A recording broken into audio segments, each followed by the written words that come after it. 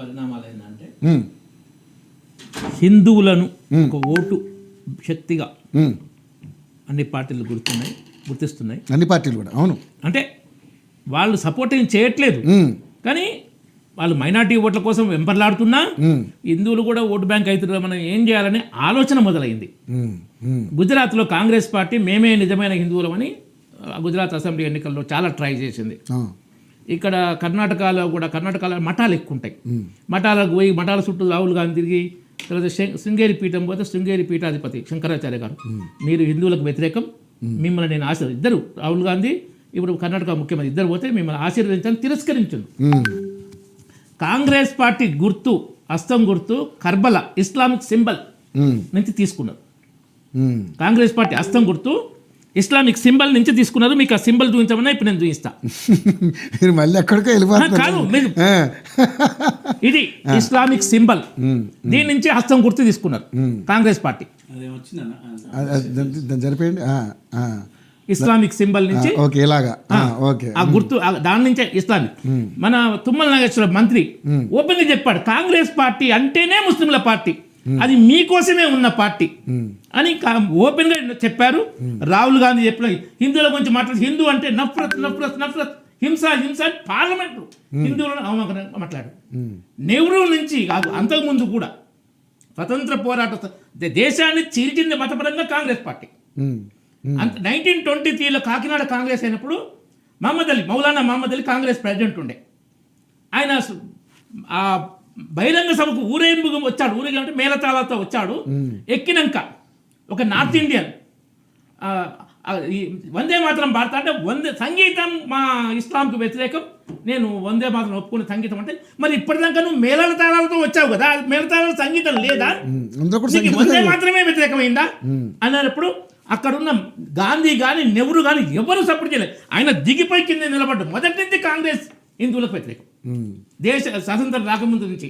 అందుకే డాక్టర్ కేశవ బలిరామ్ హెడ్గేవర్ గారు కాంగ్రెస్లో కొంతకాలం పనిచేసి ఈ ముస్లిం ఓట్ బ్యాంక్ పాలిటిక్స్ చేస్తుంది కాబట్టి హిందువుల ఐక్యత అవసరమని 1925 దసరా రోజు, విజయదశమి రోజున ఆర్ఎస్ఎస్ స్థాపించిండు. ఈ సంవత్సరంతో 100 సంవత్సరాలు కంప్లీట్. ఆ 100 సంవత్సరాల్లో ప్రపంచంలో నెంబర్ 1 విద్యార్థి సంస్థ ABVP, number 1 political organisation BJP, number 1 కార్మిక సంస్థ బిఎంఎస్, నెంబర్ 1 అంటే కల్చరల్ రిలీజియస్ ఆర్గనైజేషన్ విశ్వ హిందూ పరిషత్. ఆ విధంగా 100 సంవత్సరాల్లో ఇది హిందుత్వ ప్రభావం తెలంగాణలో కూడా ఉంటుంది. దీని హిందుత్వం అనేది మతం కాదు. హిందూ అనేది హిమాలయం సమారభ్య యావదిందు సరోవరం తం దైవ నిర్మితం దేశం హిందుస్థానం ప్రత్యక్షతే. జియో పొలిటికల్ వర్డ్, భౌగోళిక సాంస్కృతిక పదం, ఒక పర్టికులర్. అయితే దాన్ని బ్రిటిష్ వాళ్ళు, ముస్లిమ్స్, ఇస్లాం వచ్చినాక ఇస్లాంలో ఉన్న ఆ విధానం, దాంట్లో ఇది హిందూ అనేది ఒక మతంగా, బ్రిటిష్ వాళ్ళు వచ్చినాక వాళ్ళు దాన్ని హిందూ అనే మతంగా దాన్ని ముద్ర వేయడం జరిగింది. సో దేశంలో హిందువులకు కూడా ఇది సపరేట్గా ఉంది. ఎట్లా వీతావాడతం పొడితే, ఇస్లాంతో క్రిస్టియన్తో పొడితే జీవన విధానం వేరేగా ఉంది. దాంట్లో కులాలు, అంతకుముందు శైవ మతం, వైష్ణవ మతం, జైన మతం, ఇవన్నీ హిందూ దాంట్లో ఆర్టికల్ 25 పార్ట్ 2 కూడా చెప్తుంది రాజ్యాంగంలో. ఇప్పుడు రాజ్యాంగంలో Sikh, Jain, Bauddh or Hindu religious organisation. రాజ్యాంగంలో ఆర్టికల్ 25 పార్ట్ 2లో ఉంది స్పష్టంగా. అంటే హిందూ అనేది ఒక మతం కాదు, ఈ మతాల సమూహం, అది జీవనం. ఓకే, అదే అందుకనే రైట్. సో ఇదేంటంటే దీన్ని కాకుండా వీళ్ళు ఓటు బ్యాంక్ రాలేదు. నెహ్రూ లియాఖత్ అలీ ఒప్పందం మొదలుపెట్టి minority commission, minority special rights, రాజ్యాంగంలో మైనార్టీలకు విద్యా సంస్థ పెట్టుకోవచ్చు, ఆ మెజార్టీ హిందువులకు లేదు. దేశం విభజన జరిగిందే హిందూ ముస్లిం బేసిస్. అవి రెండు ఇస్లామిక్ రాజ్యాలైనా హిందువులను నిర్మూలిస్తున్నాయి. మనం ఎందుకు సెక్యులర్ కావాలి? హిందూ మెజారిటీ హిందువుల కోసం దేశం పుట్టినప్పుడు మనం ఎందుకు సెక్యులరిజం పేరు మీద సెక్యులరిజం ఫాలో అవుతారా? మరి మీరు హిందూయిజాన్ని ఎందుకు మెత్తి మీద పెట్టుకుని మోస్తున్నారు? మీరు ఏ లబ్ధి కోసం చేస్తున్నారు? లోకా సమస్త సుఖినో భవంతు. బీజేపీ సబ్కా సాత్, సబ్కా వికాస్, సబ్కా విశ్వాస్, సబ్కా ప్రయాస్, సబ్కా అందరికి. హిందూ దాంట్లో మీకు రామాయణంలో కానీ భారతంలో కానీ భాగవతం ఎక్కడ హిందూ పదం ఉందా? నేను ఛాలెంజ్ చేసి అడుగుతున్నా. ఎవరన్నా ఈ 3 గ్రంథాల్లో, నేను పౌరాణిక గ్రంథాలు, భగవద్గీత దాని కలుసుకున్నా, ఎక్కడన్నా హిందూ పదం ఉందా? లేదు.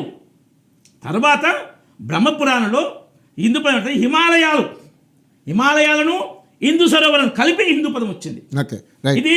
ఇది మతం కాదు, ఎవడు కనిపెట్టింది కాదు, పుట్టింది కాదు, పోయేది కాదు. సరే రామరెడ్డి గారు, ఇప్పుడు హిందూయిజాన్ని మీరు మోస్తున్నారు, బాగుంది, హిందూ ఓట్ షేర్ మీకు లభిస్తుందని మీరు ఒక ఇదిగా మీరు ముందుకెళ్తున్నారు. హిందువుల పక్షపాతిగా బీజేపీ పార్టీ ఈరోజు అవతరించింది, అది అందరికీ తెలిసిన విషయమే, ప్రపంచవ్యాప్తంగా తెలిసిన విషయమే. కానీ నిజంగా తెలంగాణలో మీరు గెలవడానికి ఏ అంశాలు మీకు అనుకూలించే అవకాశం ఉంది మీకు అంటున్నాను? అదే తెలంగాణ హిందూ పదం చెప్తా, హిందువుల పదంగా హిందువుల కోసం చేయట్లేదు, హిందువులకు ఘోరమైన అన్యాయాలు జరిగినాయి. ప్రపంచంలో అత్యంత ఘోరమైన ఘాతుకమైన రాక్షసమైన హింస జరిగిందంటే కోట్ల మంది, 100 కోట్ల మానభంగాలు, 100 కోట్ల హత్యలు, 100 కోట్ల మానవ మత మార్పులు జరిగినాయి. ప్రపంచంలో ఏ దేశంలో ఏ జాతి మీద జరగలే, ఒక హిందూ జాతి మీద జరిగింది. అయినా కానీ హిందువులకు కులపరంగా విభజిస్తూ మైనార్టీ సెక్యులరిజం పేరు చేస్తే దాంతో జనసంఘాన్ని బీజేపీ కానీ హిందువులకు అన్యాయం జరుగుతుంది. అది ఇప్పట్లో తీర్చడానికి ఒక సంస్థ కావాలి, దానికి దశాబ్దాల పాటు దానికోసం కృషి చేయాలి. ఆ విధంగా హిందుత్వ ఎజెండా బీజేపీలో ఒక భాగం. అంతేగాని సబ్కా సాత్ సబ్కా వికాస్ ఉంటుంది, మా పథకాలు కూడా అన్నిటికీ ఉంటాయి. కానీ హిందువులకు జరుగుతున్న అన్యాయాలకు వ్యతిరేకంగా పోరాటం, ఎక్కడైనా గుడి మీద జరిగిన హిందువులు జరిగిన ఏ పార్టీ రాదు, బీజేపీ ఒక్కటే వస్తుంది. అవునా కదా? మిగతా మేము కూడా సెక్యులర్, మీరైనా హిందువులు, మేము కాదా అని చెప్పే పార్టీలు ఎన్నడూ ఓ గుడి మీద దాడి జరిగి రావు. ముత్యాలమ్మ టెంపుల్ జరిగింది సికింద్రాబాద్, కాంగ్రెస్ వాళ్ళు అయితే ఏమన్నారు, అది బ్రాహ్మణులు కాదు, ఎస్సీ ఎస్టీ బీసీలు అన్నాడు. కంచాయిలే మాట్లాడలేదు, కాంగ్రెస్ పార్టీ మాట్లాడలేదు. ఇక్కడ మతాల మధ్య ప్రాబ్లం కాదు. ఏంటంటే నేనేమంటున్నాను, ఇప్పుడు ఇక్కడ తెలంగాణలో ఉన్నటువంటి హిందువులందరూ కూడా బీజేపీ వైపు ఉన్నారా? మీరు వాళ్ళని ఎంతవరకు సాటిస్ఫై చేయగలుగుతున్నారు? బీజేపీ వైపు హిందువుల మొగ్గు శాతం క్రమక్రమంగా పెరుగుతుంది. ఈ మధ్యన అది ఓట్ల శాతంలోను సీట్లలోనూ కనిపిస్తుంది. లోక్సభ ఎన్నికలు తాజా ఎగ్జాంపుల్. బలం పెరుగుతుంది. అది ఇప్పుడు ఒకసారి పెరిగినాక దాని వేగం కూడా పెరుగుతుంది. కాబట్టి వచ్చే 5 ఏళ్లలో మేము అధికారంలోకి వచ్చే అవకాశాలు చాలా ఉన్నాయి. మేము ఉట్టిగా ఎవరో చెప్తున్నా అటు చెప్పం, మేము అధికారంలోకి వచ్చే అవకాశాలు చాలా ఉన్నాయి. ఆర్గనైజేషన్ అధికారంలోకి వచ్చే అవకాశాలు చాలా ఉంటే మొన్న ఎందుకు రాలేకపోయారు? మీరు చాలా ప్రయత్నాలు చేశారు కదా. అంతకుముందు ఎన్నో గుళ్ళ మీద దాడి జరిగిన సందర్భాలని మీరు అందరికి ప్రజలకు తెలియజేసేలాగా మీరు బండి సంజయ్ గారు కావచ్చు, చాలా మంది నాయకులందరూ కూడా పెద్ద ఎత్తున ధర్నాలు చేశారు. అయినా కూడా మీకు ఎందుకు ఆ హిందువులు ఎందుకు మీకు మొండి చేయి చూపించారు? కారణం ఏంటంటారు? హిందువులు మొండి చేయి చూపించడం కాదు, ఆడ ఏంటంటే కేసీఆర్ మీద బలమైన వ్యతిరేకత వచ్చింది.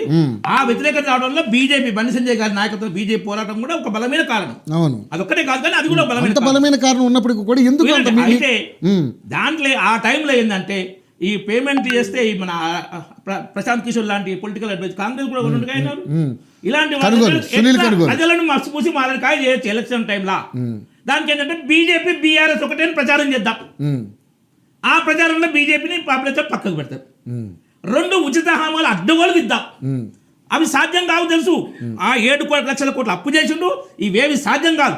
కానీ డిక్లరేషన్ పెడదాం, హామీలు ఇద్దాం, 6 గ్యారంటీలు అందాం, 420 హామీలు ఇద్దాం, ఎలక్షన్ గెలిచిన తర్వాత ఇలాంటి డ్రామాలలో ప్రజలు కొంత ఒకటి ఏంటంటే బీజేపీ బీఆర్ఎస్ ఓడగొట్టకపోవచ్చు, బీజేపీ బీఆర్ఎస్ కవిత అరెస్ట్ కాలేందుకు దాని మీద ఈ కర్నూలు సాగుకు ఎన్నో కారణాలు. బీజేపీ అధికారం కాకపోయినా 40 సీట్ల వరకు రాకపోవడం ఉండే కారణం ఏంటంటే కేసీఆర్ను ఓడగొట్టాలి. రేవంత్ రెడ్డి మాటల గారడి, ఇక కెమెరా ముందు రెడీ దొరికిపోయినా కానీ మాటల గారు చెప్తే జనాలు ఏంటంటే కొంచెం నమ్మిండ్రు. మోసగా అల్పుడెప్పుడు పలుకు ఆడంబరము గాను సజ్జనుండు పలుకు చల్లగాను. బీజేపీ చల్లగా మాట్లాడుతుంది, ఇప్పుడు ఆడంబరాలు అలా కాదు. ఇప్పుడు మీరు అలాంటి మాటలు ఎందుకు పలకలేకపోయారు? అయితే ఇది ఒకసారి 2 సార్లు 3వసారి మీరు అలాంటి మాటలు ఎందుకు పలకలేకపోయారు? ఎందుకు అధికారంలోకి రాలేకపోయారు? మరి సార్ ఇప్పుడు ఇలాంటి మాటలు మాట్లాడినందుకే వీళ్ళందరూ అధికారంలోకి వచ్చారు అన్నారు. నమ్ముతారు, 3వసారి నమ్మడండి. నానా పులి కథ విన్నారు కదా, అవును, అబద్ధాలు చెప్తే 2వసారి అసలు నేను చెప్పిన అయితే 3వసారి తెలంగాణలో అధికారంలో వచ్చేది మీరు అంటారు. అయితే ఇప్పుడు ఈ 2 పార్టీలు చూసి కాబట్టి నెక్స్ట్ టైం వచ్చేది మేమే. మళ్ళీ వస్తుంది. రైట్ మన